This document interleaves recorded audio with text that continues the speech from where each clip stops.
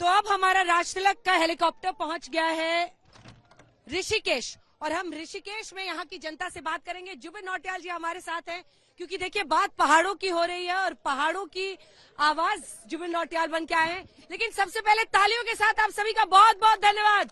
हमारे साथ ऋषिकेश की जनता यहाँ पर मौजूद है। ये हरिद्वार सीट है और यहाँ पर बीजेपी का वर्चस्व पहले रमेश पोखरियाल यहाँ से जीतते थे। इस बार त्रिवेंद्र सिंह रावत पूर्व मुख्यमंत्री को यहाँ चुनावी मैदान में उतारा गया है भारतीय जनता पार्टी की तरफ से संकल्प पत्र। दूसरी तरफ हरीश रावत के बेटे वीरेंद्र रावत चुनावी मैदान में है कांग्रेस पार्टी की तरफ से। राज्यसभा सांसद बीजेपी की तरफ से नरेश अग्रवाल जी भी हमारे साथ यहाँ पर जुड़े हैं, उनसे भी बातचीत करेंगे। सांसद जी आए हैं अपने लोगों के साथ, लेकिन शुरुआत कर रहे हैं हम मंत्रोच्चार के साथ क्योंकि ऋषिकेश पावन धरती देवभूमि उत्तराखंड में हम लोग हैं जुबिन जी। तो शुरुआत मंत्रोच्चार के साथ करते हैं। हरे ओम आनो भद्राः क्रतवो जन्तु विश्वतो दब्धासो अपरीतास उद्भिदाः देवानो जाथा सादामिर्वृधे असन्न प्रायुवो रक्षेतारो देवे देवे। ये आप करते रहिए। इस बीच आप लोगों से लोकगीत सुन ले रहे हैं। इतनी खूबसूरत महिलाएं, बताइए एकदम जो पारंपरिक वेशभूषा है उसमें जुबिन साहब है ना। एक अब कितने लोगों को जुबिन साहब की आवाज सुननी है? जुबिन साहब की आवाज कितनों को सुननी है? एक चूंकि आप यहाँ पर मौजूद है, पहाड़ी गाना जो इनका फेवरेट हो, जिसके बाद हम विकास में। आपको क्या लगता है पहाड़ों के लिए क्या होना चाहिए? आपके मन में क्या चलता है जब आप इन तमाम इलाकों में गुजरते हैं? देखिए, उत्तराखंड 2000 में बना एक स्टेट है और डेफिनेटली 2000 से अभी तक बहुत काफी आगे आया है उत्तराखंड और काफी चीजों में उत्तराखंड के लोग अभी देश विदेश में, मैं अगर ट्रैवल करता हूँ तो देश विदेश में मुझे उत्तराखंड के लोग मिल रहे हैं जो बाहर काम कर रहे हैं और रोजगार बना रहे हैं। तो मुझे लगता है उत्तराखंड एक काफी प्रोग्रेस की तरफ चल रहा है और मोदी जी ने भी कहा है अपने उसमें कि अगले 10 साल उत्तराखंड का बहुत अच्छा समय आ रहा है। So we are very hopeful. I am very hopeful with this. BJP ने संकल्प पत्र जारी किया है और पलायन बहुत बड़ा इशू है यहाँ पर। वो कह रहे हैं कि हम वाइब्रेंट विलेजेस बनाएंगे यहाँ पर। पेपर, कितने लोगों को लगता है कि पेपर लीक बहुत बड़ी समस्या है? पेपर लीक की समस्या बड़ी है, कितने लोगों को लगता है? देखिए यहाँ पर कई लोग हाथ उठा रहे हैं, कई लोग मैनिफेस्टो में डाल रहे हैं। बीजेपी ने भी आज ही डाला है। वो कह रहे हैं कि हम पेपर लीक के खिलाफ सख्त कानून लाएंगे। मुझे लगता है कि मैनिफेस्टो में दोनों चीजें, जो एक तो वाइब्रेंट विलेज वाली बात है वो उत्तराखंड के लिए बहुत अच्छी है, पेपर लीक वाला जो नियम है वो भी बहुत अच्छा है उत्तराखंड के लिए। उसके अलावा उत्तराखंड में मैनिफेस्टो में ऐसी बहुत सारी चीजें, जैसे जो बुजुर्ग लोग हैं उनके लिए पिलग्रिमेज करने के लिए बहुत सारी चीजें, तो ये उत्तराखंड से बहुत जुड़े हुए नियम है जो मुझे लगता है बहुत अच्छा काम करेंगे उत्तराखंड में। बात करती हूँ यहाँ पर कौन कौन बोलेगा, बताइए क्या क्या समस्याएं आप लोगों को लग रही है? सांसद जी, उसके बाद हमारी सबसे बड़ी समस्या तो यह है कि पिछली बार जो इन्होंने कही थी हरीश रावत जी ने कि अगर मैं आया सत्ता में तो मुस्लिम यूनिवर्सिटी खोलूंगा, इस उत्तराखंड में देवभूमि में अगर मुस्लिम यूनिवर्सिटी खुलेगी तो हम लोग कहाँ जाएंगे? हमारे पास एक यही देवभूमि है जहाँ पे हम बहुत आराम से रहते हैं। लेकिन अगर ये मुस्लिम यूनिवर्सिटी का मुद्दा एक बहुत बड़ा मुद्दा है। दूसरा मैं कह रहा हूँ कि जो मोदी जी ने कहा, वो तो सरकार में है ही नहीं, अभी तो सांसद जी की पार्टी की सरकार चल रही है। पार्टी किसी की भी हो, लेकिन उनका वहाँ पर जो वादा है वो यही है कि मुझे सत्ता में आने दो तो मैं मुस्लिम यूनिवर्सिटी यहाँ पे खोलूंगा। और दूसरा ये नूब कहा मोदी जी ने कल, तो नूब कहने से क्यों चिढ़ रहे हैं कांग्रेसी? उन्होंने किसी का नाम तो नहीं लिया, लेकिन नूब कहने से ही कांग्रेसी चिढ़ रहे हैं। आखिर क्या बात है? देखिए जब कांग्रेस पार्टी के नेताओं पर हमला हो रहा है, राहुल गांधी पर हमला हो रहा है, कुछ आम लोगों के बीच में जाते हैं, जो बच्चे हैं उनके बीच में जाते हैं, उनसे बात करते हैं। आप लोगों को क्या लगता है? क्या आपको लग रहा है कि यहाँ पर काम हुआ है? क्या होना चाहिए? आप लोगों की क्या मांग है? क्या किस चीज की कमी है? क्या बदलना चाहिए? सबसे पहले देवभूमि में आपको स्वागत।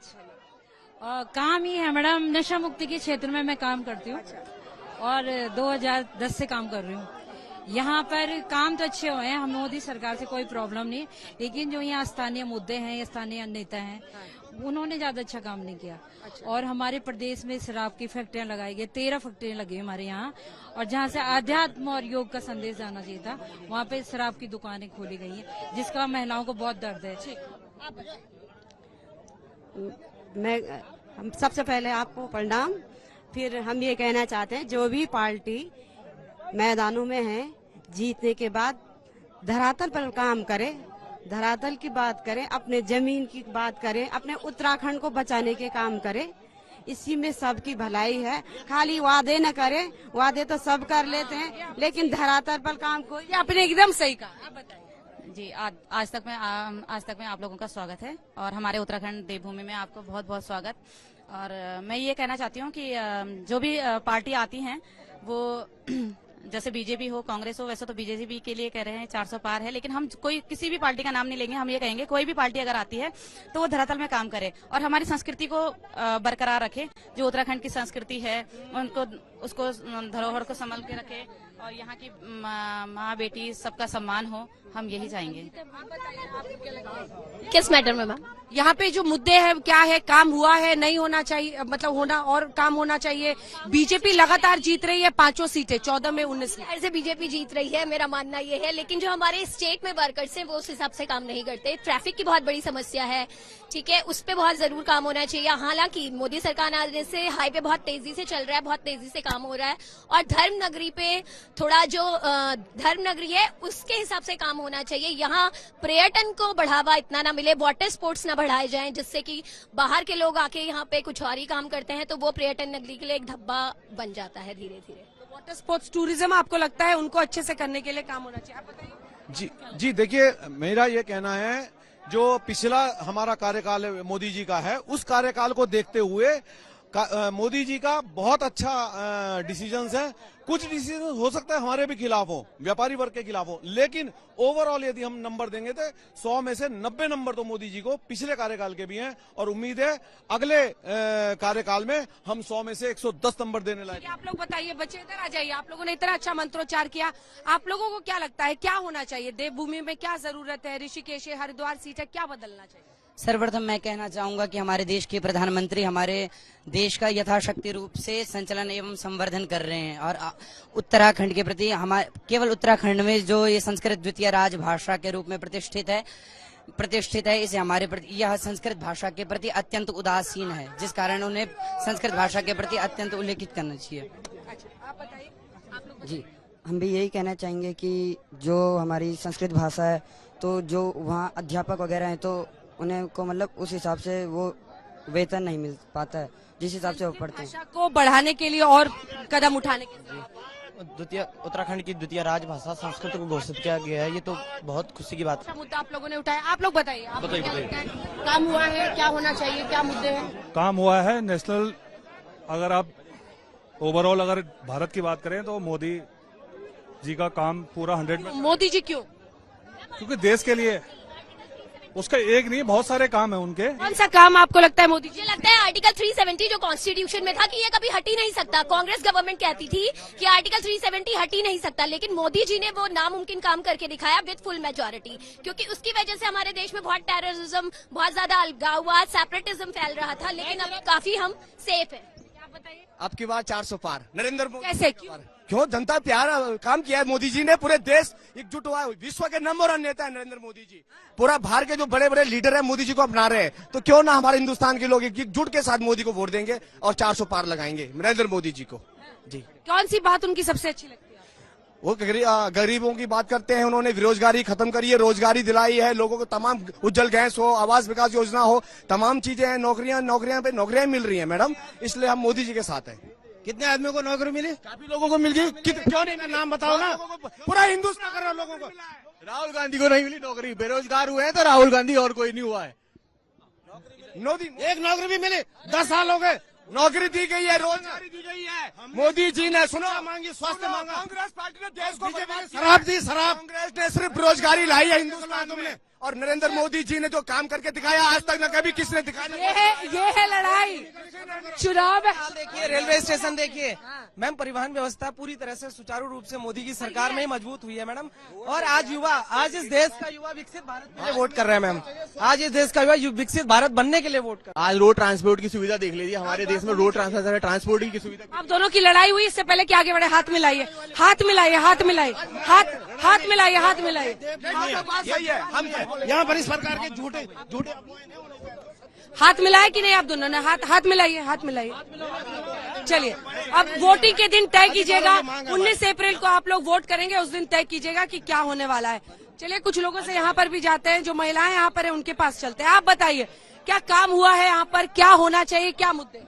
देखिए सबसे पहले तो हम ये कहना चाहेंगे कि यहाँ उत्तराखंड का जो विकास की जगह के इन्होंने जो है विकास की जगह उसको विकास की गति को बहुत धीमा किया है, लेकिन दिखावा बड़ा चढ़ा करके हो रहा है। उत्तराखंड को आजादी दिलाए हुए, उत्तराखंड बनाए हुए हमें इतना साल हो गए, लेकिन आंदोलनकारियों के मांगों को आज तक भी माना नहीं गया। हम लोग हर रोज धरने पे बैठते हैं, हड़ताल पे बैठते हैं, लेकिन हमारी मांगे अनशन पे बैठ करके हमें इतना समय हो गया, लेकिन उन्होंने हमारी मांगों को आज तक नहीं मांगा। इधर आते हैं, आप बताइए आपको लगता है यहाँ काम हुआ है, क्या क्या होना चाहिए? हाँ, काम महिला कह रही है कि विकास नहीं हुआ है, विकास की गति धीमी हो गई है। विकास इनको दिखाई नहीं दे रहा है, इन्होंने टीम का चश्मा पहना हुआ है। पूरा देश कह रहा है विकास हुआ है, हमको दिखाई दे रहा है विकास हुआ है। सड़कें देखिए, आज आप फ्लाईओवर देखिए, यहाँ कभी नहीं हुआ करते थे। हॉस्पिटल देखिए, एम्स देखिए, क्या नहीं दिखाई दे रहा है। बाकी तो टीम के चश्मे वालों को नहीं दिखाई देगा कुछ भी। आप बताइए आपको क्या लगता है? मैडम माफ चाहता हूँ, मैं ग्रामीण क्षेत्र से हूँ, पूर्व ग्राम प्रधान हूँ। मेरे यहाँ बाढ़ सुरक्षा के इतने बुरे हालात हैं कि पिछले अभी जो बरसात गई थी, 1 महीने तक लोगों के घरों में पानी भरा रहा, 1 लाख की पब्लिक रही। तटबंध का कोई भी निर्माण कार्य आप मौके पे अगर नहीं दिख रहा तो भाई जिनको दिख रहा है वो दिखा दें। वहाँ पे आवारा सांड घूम रहे हैं सड़कों में, रोज की दुर्घटनाएं हो रही है। आवारा पशुओं का कोई नहीं, बंदर आ रहे हैं, हाथी आ रहे हैं, पशुओं से जो नुकसान हो रहा है जानवरों से, किसी प्रकार की कोई उधर से झूठ चिल्ला रहे हैं। नहीं, मैं तो झूठ नहीं बोल रहा, ये तो सामने दिख रहे हैं आवारा पशु। आप चलिए बाढ़ सुरक्षा के देखिए, आप तटबंध एक्शन इधर से लेते हैं। आप बताइए, वो कह रहे हैं आवारा पशु घूम रहे हैं, बहुत सारी मुश्किलें। मैडम राष्ट्रीय मुद्दों पर बात करनी चाहिए। इसमें लोकसभा का चुनाव चल रहा है और पूरा राष्ट्र विकासशील हो गया है। पूरे देश में हाईवे बन गया है, इसी केस में एम्स बन गया है। इतनी बड़ी स्थिति सुधर गई है। परिवारवाद के मुद्दे को पीएम उठाते हैं और हरीश रावत, एक सेकंड, हरीश रावत जी के बेटे को भी यहाँ पर चुनावी मैदान में। परिवारवाद की पूरी लिस्ट है बीजेपी वालों की, उस पर ये लोग क्यों बात नहीं करते? हरीश रावत जी का बेटा अपने आप में समाज सेवक था। अगर वो क्या आप नहीं चाहते कि राजनीतिक सुचिता वाले लोग राजनीति में आए? कह रहे हैं कि आपके यहाँ भी परिवारवाद है। हरीश रावत जी के बेटे को टिकट मिला तो क्या हुआ, उनमें काबिलियत है? हमारे यहाँ कोई परिवारवाद नहीं है। हमारे यहाँ बूथ पर पोस्टर लगाने वाला प्रधानमंत्री बन जाता है, गृह मंत्री बन जाता है। उनके यहाँ तो माँ के पेट से जिस परिवार से आता है वही पार्टी का अध्यक्ष बनेगा। प्रधानमंत्री का अवसर आएगा तो उसके अलावा कोई और नहीं, चाहे पार्टी खत्म हो जाए। चलिए इसी के साथ आप सभी का बहुत धन्यवाद। तालियों के साथ एक बार आप लोगों का बहुत बहुत धन्यवाद। ताली तो बजा दीजिए। ऋषिकेश की जनता हरिद्वार में सीट लड़े थे, आप सभी का बहुत धन्यवाद हमारे साथ जुड़ने के लिए।